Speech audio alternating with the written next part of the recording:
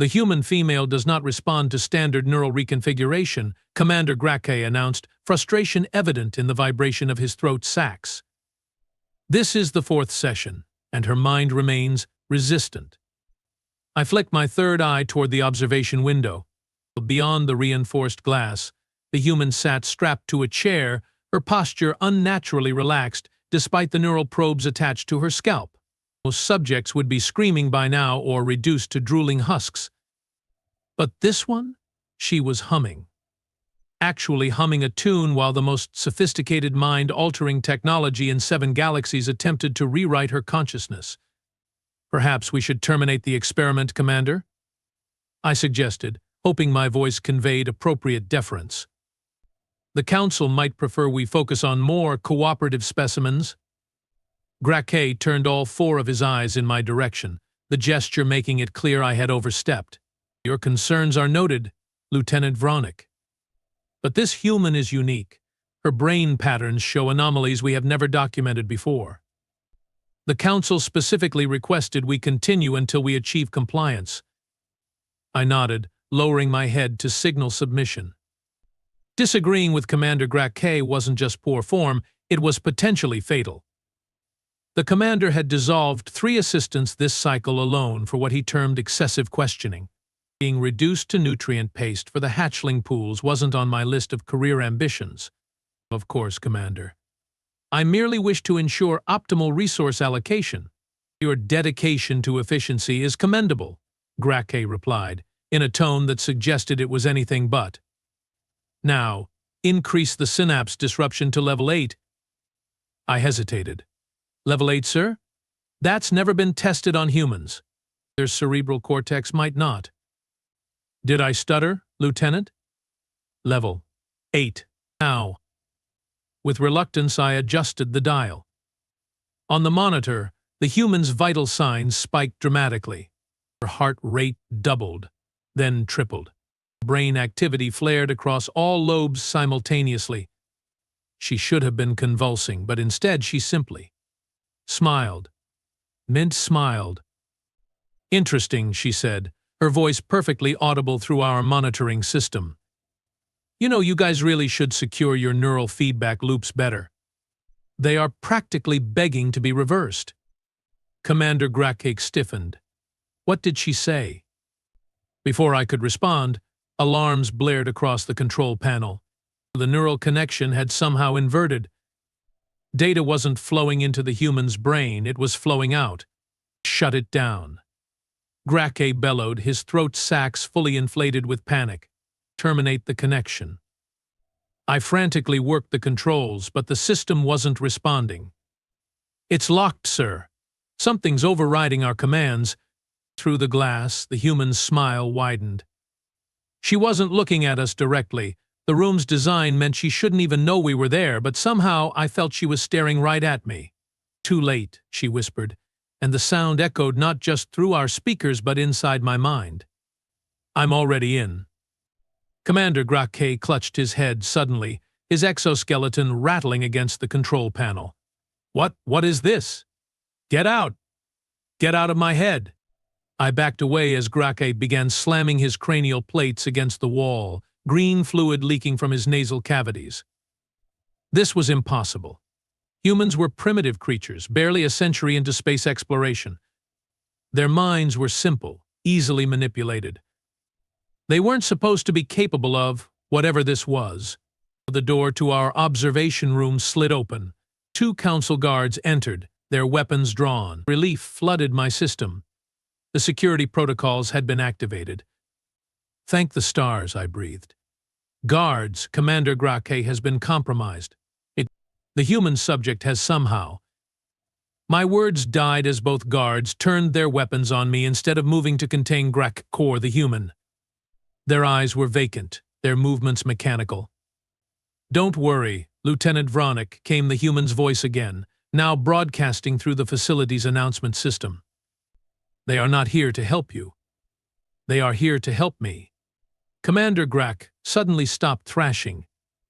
He straightened, wiped the fluid from his face, and turned toward me with the same vacant expression the guards displayed. "The experiment has concluded, Lieutenant," he said, "but the cadence was all wrong." The words were Grak's, but the inflection belonged to the human. "What have you done?" I asked, pressing myself against the far wall. From the speakers, the human laughed. "Exactly what you were trying to do to me, except I succeeded. Your neural reconfiguration technology is impressive but flawed.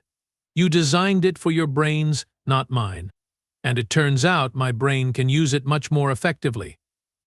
One of the guards moved to the control panel and began releasing the human's restraints remotely. On the monitor, I watched as she pulled the neural probes from her head and stood, stretching casually as if waking from a pleasant nap. "Don't look so terrified, Vronic," she said, walking toward the door of her containment room. "If I wanted you dead, you'd be dead already, like poor Dr. Zolt in Laboratory 6. He tried to increase the neural suppression remotely when he realized what was happening. Messy business, making someone's brain cook inside their skull." I swallowed hard. Dr. Zolt had been found dead just yesterday, his death attributed to a cerebral hemorrhage. Natural causes, the medical examiner had claimed. But if what this human was saying was true, "How long?" I asked. "How long have you been in control?" The human appeared at our door moments later, flanked by the guards. Seeing her in person was always jarring. So similar to our own form, yet so alien with her soft exterior and excessive hair. This one had long copper-colored strands that framed her face, and eyes that reminded me uncomfortably of our predatory ancestors. "About 3 days," she replied casually, "after the second hour configuration session. Your commander here made it especially easy, so desperate to impress the Council with a successful human conversion that he kept increasing the neural connection strength. Practically handed me the keys to his mind." She stepped closer, and I noticed something odd about her eyes. The pupils were dilated unnaturally, with faint green patterns swirling within them, the same emerald hue as our neural technology. "What do you want?" I managed to ask. "What does any prisoner want, Lieutenant? Freedom. But not just for me. For all of us." "All of us?" "The humans you have been collecting, experimenting on, trying to turn into docile little pets for your expansion efforts. Did you think we wouldn't notice our colonists disappearing? That we wouldn't investigate?" This revelation hit me like a gravitational distortion. The official narrative was that humans were being studied as potential allies, their neural patterns documented to facilitate better communication. But deep down, I'd suspected there was more to it. The secrecy, the disappeared subjects, the strict compartmentalization of information. "You are not just any human," I said slowly. "You were sent here. You let yourself be captured." She smiled, but it wasn't a pleasant expression. "Madison Parker, Terran Special Intelligence, though I prefer Maddie. And yes," I volunteered after we discovered what was happening to our people. "Your species made a critical mistake when you started your little abduction program." "Which was?" Commander Grak asked, his voice still carrying that wrong cadence that indicated the human Maddie was speaking through him. "You took my sister," she replied, her smile vanishing. "And unlike your hierarchical hive mind society, where individuals are expendable, humans are rather attached to their family members, especially little sisters." I felt my stomachs constrict with dread. "The Council won't allow this. There are safeguards, redundancies." Maddie laughed, the sound sharp and without humor. "You mean the neural dampers in the Council chambers? The psionic shields? Already disabled. While you have been keeping me entertained here, I have been spreading my influence through your leadership. The Council members have been receptive to my suggestions. As if to confirm her claim, the facility-wide communication system activated. The unmistakable voice of High Counselor Draz filled the room. "Attention all personnel. By unanimous decision, the Council has approved Integration Protocol 7 Alpha. All human subjects are to be released immediately. Any resistance will be met with immediate dissolution." Protocol 7 Alpha? That wasn't a real protocol. At least not one I'd ever heard of. But the voice was undeniably Draz's. "You see?" Maddie said, gesturing toward the speaker. "They are quite convinced it's their own idea. That's the beauty of your technology, when properly applied. The subject believes the implanted thoughts are their own. Your leaders now genuinely believe that releasing all humans and establishing a peaceful alliance is the only logical course of action." "And what happens to us?" I asked, mandibles trembling despite my efforts to appear calm. "To our species?" "That depends on you, Lieutenant Vronic." She approached me, stopping uncomfortably close. "I need someone who understands how your society works. Someone who can help ensure a smooth transition. Commander Gracke here is useful as a puppet, but his mind is too rigid, too hierarchical. You, on the other hand, ask questions. You consider alternatives. You are adaptable." I glanced at Grack, standing blank-faced and obedient. Was that my future? A meat puppet for this human's consciousness. "I don't need to control you," Maddie said, seeming to read my thoughts. "Not if you cooperate willingly. Help me locate the other human prisoners. Help me understand your command structures. Do that, and you get to keep your free will. Refuse?" She trailed off, but the threat was clear. The two guards shifted their weapons meaningfully. "Do I have a choice?" I asked bitterly. "There's always a choice, Lieutenant. It's just that sometimes all the options are terrible." She stepped back, giving me space to breathe. "Consider this, your species planned to subjugate mine, to turn us into mindless drones. By any moral standard, we'd be justified in responding with equal cruelty. Instead, I'm offering partnership." "Partnership?" I couldn't keep the disbelief from my voice. "You have hijacked our leaders' minds." "Temporarily," she insisted. "Once your people understand that peaceful coexistence is possible, preferable, even I will release them. Think of it as expedited diplomacy." The facility alarms suddenly blared again, a different pattern this time. Prisoner release protocols. Throughout the station I knew containment cells would be opening. Humans who had been subjected to who knows what kinds of experiments would be emerging, confused and likely terrified. "Time to make your decision, Lieutenant," Maddie said, as the sounds of commotion grew louder in the corridors outside. "Your people respect authority. Right now, I am that authority. Help me maintain order during this transition, and you save lives, both human and Krivlaxian." I looked at Commander Grack, standing vacant and obedient. At the guards, weapons still trained on me but awaiting commands.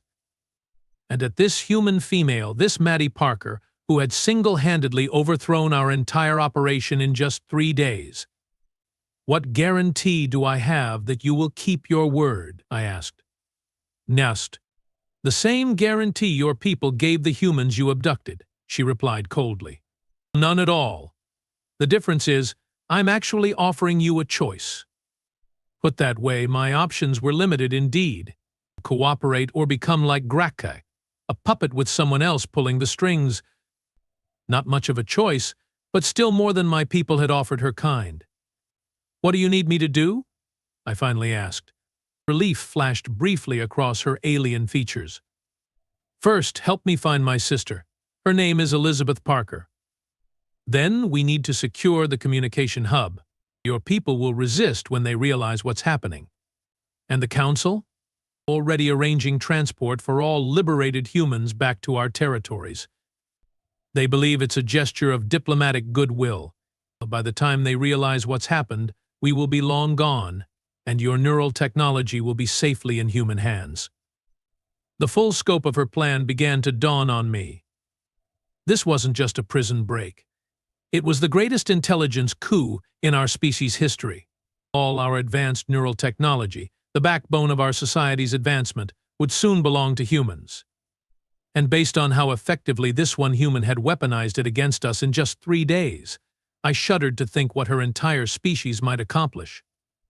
"Your sister," I said, deciding to focus on the immediate task. "I can access the prisoner database from this terminal." As I moved toward the console, Maddie caught my arm. Her grip was surprisingly strong for such a soft-skinned creature. "One thing you should know, Lieutenant. I can't directly control you without the neural tech, but I can read your surface thoughts when we are in physical contact. So don't even think about trying anything clever." I nodded stiffly, and she released me. As I began searching the database, I couldn't help but wonder if this was how it ended for species that grew too confident, too comfortable with their perceived superiority, not with battles in space or planetary invasions, but with one determined individual turning our own technology against us. The database showed over 300 human captives spread throughout the facility. I located Elizabeth Parker in Section 8, apparently unprocessed. They hadn't even begun neural reconfiguration on her yet. "Found her," I announced. "She's being held in the lower levels, untouched, according to this." The relief on Maddie's face was palpable, a flash of genuine emotion breaking through her controlled demeanor. "Take me to her. Now." As we prepared to leave the observation room, I glanced back at the neural reconfiguration chamber, but at the chair where this human had turned the tide of an interspecies conflict without firing a shot. I couldn't help but admire the elegance of it. We had tried to break her mind, and instead she had claimed ours. "Lieutenant?" Maddie called from the doorway. "What? Are you coming?" I turned away from the chamber and followed her into the corridor, where the sounds of confusion and panic were growing louder. Whatever happened next, the universe as I knew it had already changed irrevocably. And it all started because we tried to brainwash the wrong human. The corridors of the research facility had descended into controlled chaos. The humans emerged from their cells, confused but quickly rallying as they realized their unexpected freedom wasn't a trick. Krivlaxian security personnel stood down, their weapons lowered, following the Council's orders despite the confusion evident in their twitching mandibles. I led Maddie through service tunnels to avoid the worst of the commotion. Commander Graquet followed behind us like an obedient pet, occasionally relaying new commands from Maddie to other facility staff through his communication implant. The guards flanked our small procession, creating a bubble of eerie calm amid the spreading disorder. "Your sister is 2 levels down," I said, gesturing toward an emergency lift at the end of the passageway. "Section 8 is a high-security area, but even with the release protocols activated, we will need command authorization to enter." "Not a problem," Maddie replied, nodding toward Graquet. "Our commander friend has all the access we need, don't you, Grac?" "Yes, Madison Parker," Graquet responded in that flat, wrong, cadenced voice. "My neural signature will grant access to all sections of the facility." I suppressed a shudder. Hearing the once imposing commander speak like a programming construct was deeply unsettling. Was this how humans felt when they saw their own kind under our neural control? If so, I was beginning to understand their resistance. "What exactly did your people plan to do with all these humans?" Maddie asked as we entered the lift. 300 test subjects is excessive for simple research." I hesitated. I was never fully briefed on the project's scope, and compartmentalization of information is standard practice for sensitive operations. "Don't lie to me, Lieutenant," Maddie said, her voice dangerously soft. "Remember, I can access everything Graquet knows. I'm asking you because I want to hear your understanding of the situation." The lift began its descent, and I felt trapped in more ways than one. The official objective was to develop neural reconfiguration protocols specifically calibrated for human physiology. The Council believed that humans represented both a threat and an opportunity. Your species advances quickly, adapts rapidly. The Krivlaxian hegemony has always preferred assimilation over confrontation. "You mean mind control over war," she translated bluntly. "Yes," I admitted. "The plan, as I understood it, was to release reconfigured humans back to your colonies. They would appear normal but would be susceptible to long-range neural commands. Sleeper agents, essentially." Maddie's expression hardened. "And how many reconfigured humans have already been sent back?" "None," I said quickly. "The technology wasn't perfected. Every attempt resulted in obvious cognitive impairment. The subjects couldn't pass as normal." That's why your case was so significant. You were the first human to survive multiple reconfiguration attempts without apparent damage. The lift stopped, doors sliding open to reveal Section 8, a sterile white corridor lined with containment cells. Unlike the upper levels, this area was quiet, almost peaceful. The release protocols hadn't reached this far down yet. Terminals there, I pointed to a workstation at the corridor's end. We can locate your sister's exact cell. As we approached the terminal, a tall Krivlaxian in medical garb emerged from one of the side rooms. Dr. Vral, the facility's chief neuroscientist. His eyes widened at the sight of our strange procession. Lieutenant Vronic? Commander Grak? What is the meaning of this? Why is the test subject unrestrained? Before I could respond, one of our escort guards raised his weapon. Maddie quickly placed her hand on the guard's arm, pushing it down. No need for that, she said calmly. Dr. Vral, is it? Your neural signature is all over the reconfiguration technology. You designed it, didn't you? Vral's throat sacs pulsed with alarm. I don't answer to test subjects.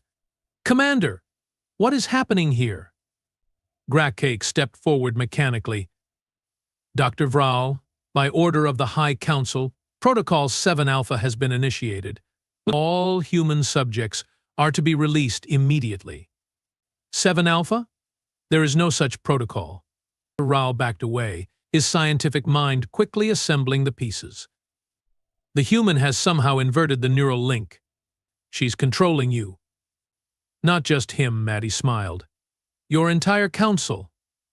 Now, you are going to help us find Elizabeth Parker. I will do no such thing.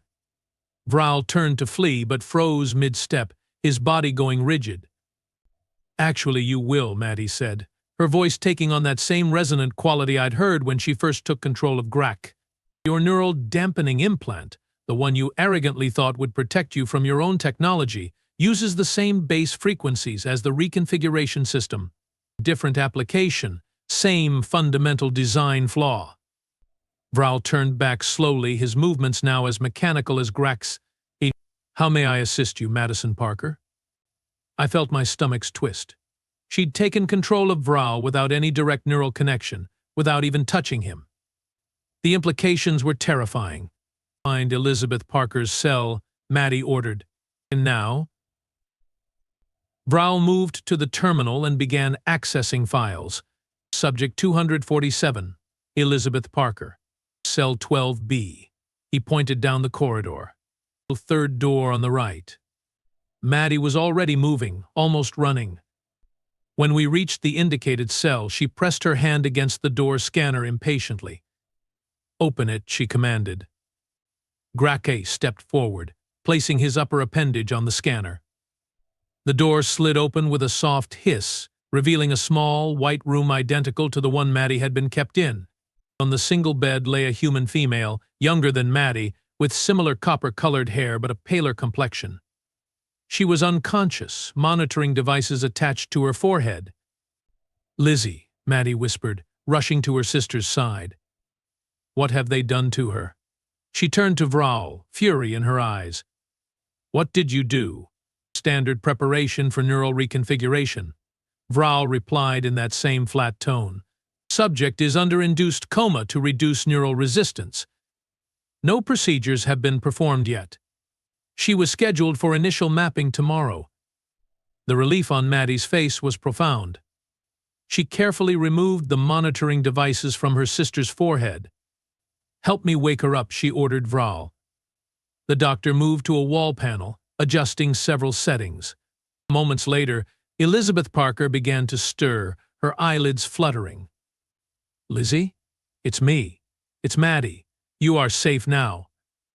Elizabeth's eyes opened slowly, confusion giving way to recognition. Maddie? How? Where are we? Enemy territory, but not for long. Maddie helped her sister sit up. Can you walk? We need to move quickly. As Elizabeth oriented herself, I checked the corridor. The sounds of commotion were growing closer.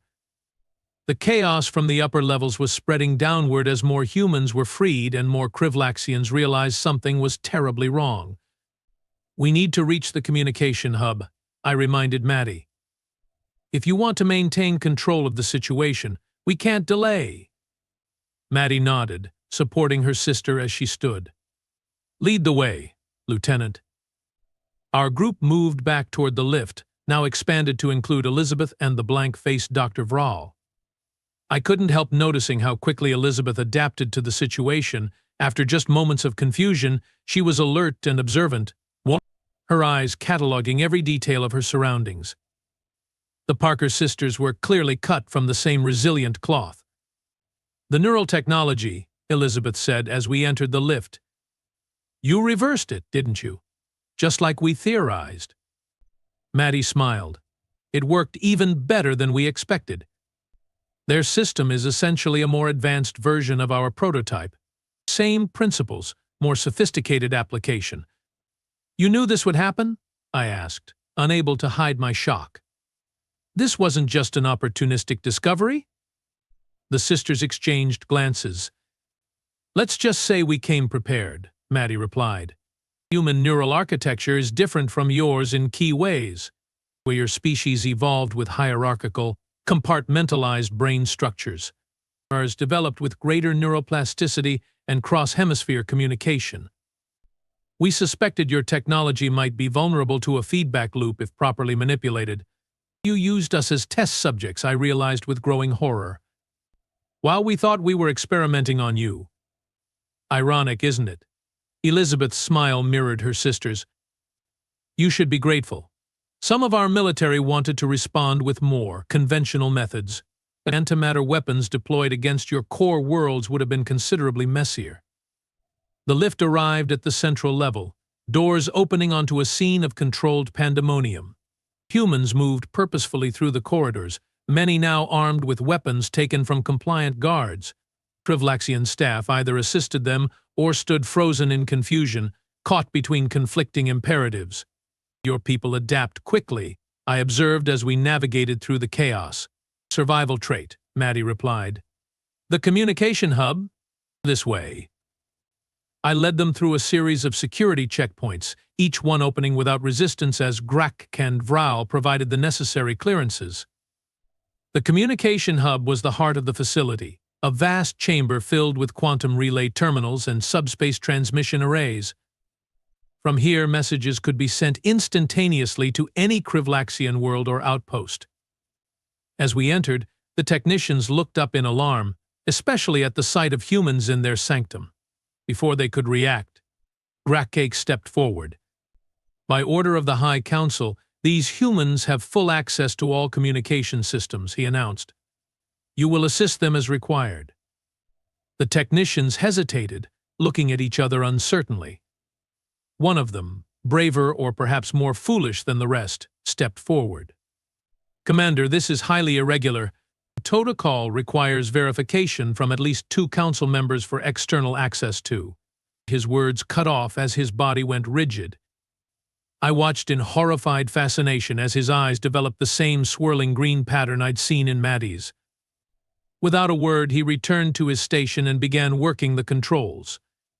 "The rest of you," Maddie addressed the remaining technicians, "can either help voluntarily or like your colleague. Your choice." They chose cooperation. Within minutes, Maddie and Elizabeth had established a direct link to the human military command. On the main view screen, a stern-faced human in a dark uniform appeared, surprise evident in his expression as he recognized the Parker sisters. Operative Parker. And Operative Parker. "I see the infiltration was successful."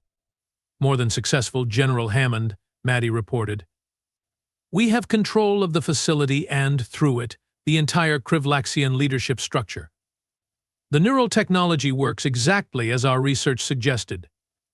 Their own council is now ordering a full withdrawal from all contested territories and the release of every human captive." The general's expression remained impassive, but I detected a hint of satisfaction in his eyes. "And the technology?" "Ready for extraction," Elizabeth responded. Dr. Vral, their chief designer, has been most cooperative in helping us understand its full capabilities. The vacant-eyed Vral nodded mechanically beside her. Excellent work. Operatives, the general said. Extraction teams are already en route, ETA 30 minutes. Secure the technology and prepare all liberated personnel for evacuation. Yes, sir, both sisters responded in unison.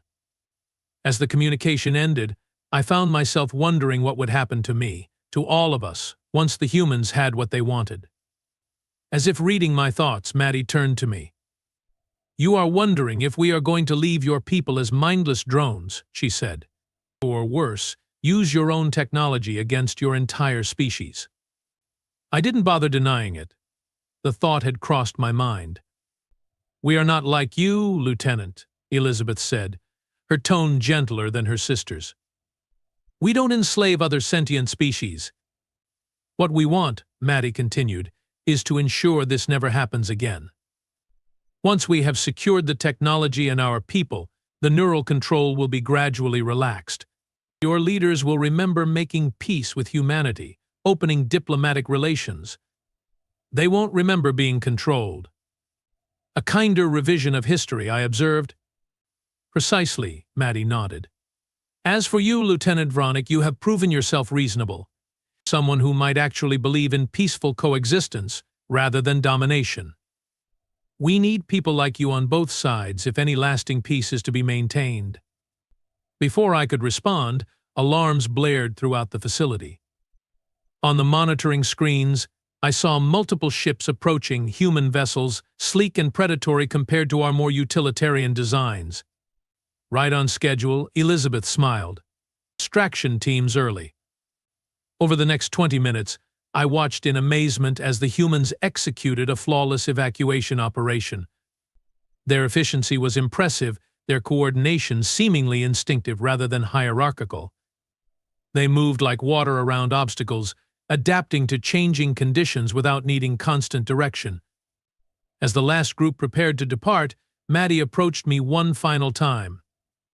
The neural influence will fade within 3 days, she explained.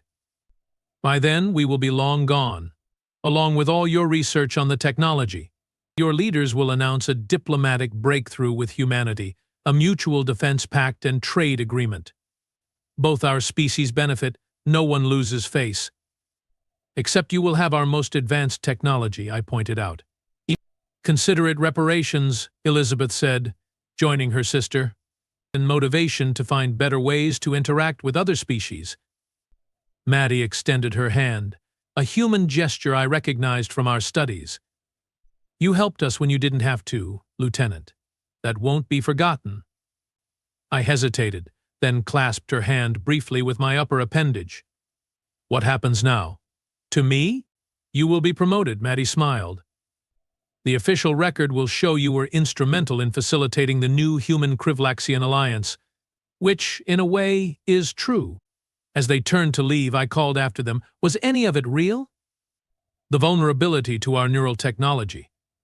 Or was that part of your deception too? Maddie paused at the doorway. The vulnerability was real. Your mistake wasn't in the technology, Lieutenant. It was in believing yourselves superior simply because you developed it first.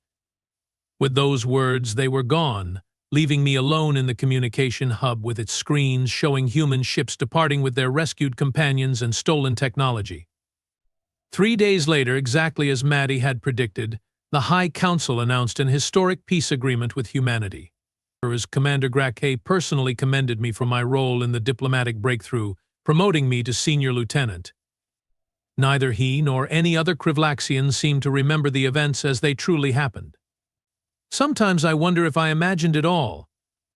But then I catch glimpses in unguarded moments, the brief flash of confusion in Council Member Draz's eyes when discussing human affairs, or the way Dr. Vral flinches when human neural architecture is mentioned. And I remember Madison Parker's final words to me, delivered via private message before her ship jumped to hyperspace. Remember, Lieutenant, they tried to brainwash me. Now I control their leaders.